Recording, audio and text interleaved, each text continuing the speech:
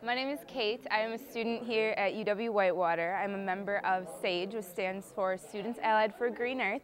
SAGE is an on-campus organization that promotes sustainability and recycling on the campus. And today I have Brent from John's Recycling to talk a little bit about recycling and how they do it at John's. We're going to have a little fun with the group here, and they can get involved in the sorting and trying to figure out what needs to be put in which container.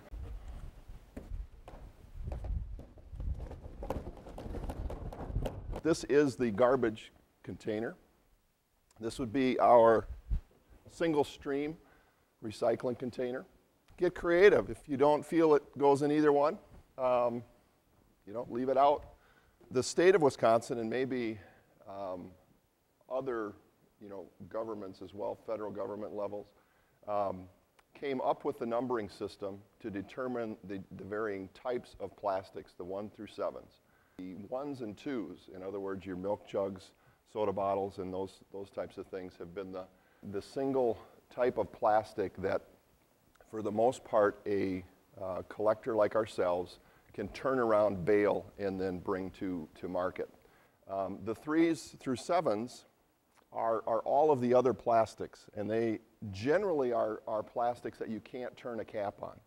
You're going to start to see markets develop for those. You can make a difference not only by having a good recycling program, but you can also encourage manufacturers to make the right type of product so that it's easy to recycle. Our company has what we call a bulky pickup. Things like car batteries, oil filters, metal items, and we actually collect those things at the curb. Now, for other batteries, we generally refer people to either their clean sweep programs, or we refer people to businesses that are accepting used batteries. And there's a host of businesses out there now that are accepting those. Very good. Let's address a couple of these things here. This type of container with something in it does not prohibit it from being recycled. The plastic bag, it's a big problem when people don't know what to do with them, because generally if they don't know what to do with them, they end up exactly like this, and they either put it in the recycling because it's technically recyclable, or they put it in the garbage because they're not sure what to do with it and they think it's garbage. It's very difficult to contain, and so if people need to dispose of them, they can't go to a store, their stores don't take them back, they have too many to use. I usually recommend, bundle them up as much as possible, take the air out of it, and put them in with the garbage at that point. Obviously, first of all, you encourage people to bring them back to the stores because they're set up to take just this type of plastic, put it together, bale it, and then bring it to a market that can accept it. This type of stuff here, which is very difficult because this doesn't even have a number on it, so it's very difficult to know exactly what that is. Some of the packaging things don't have numbers on them either, very difficult. This is probably not going to be recycled unless it's like the bags where it's all of this type of plastic.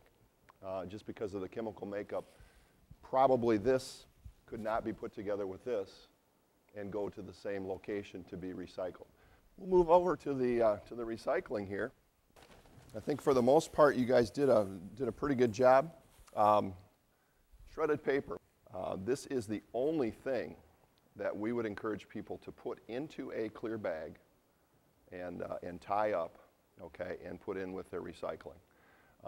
Very easy to save up a large volume of it, squeeze the air out of it, tie up the bag, and put it in with the recycling.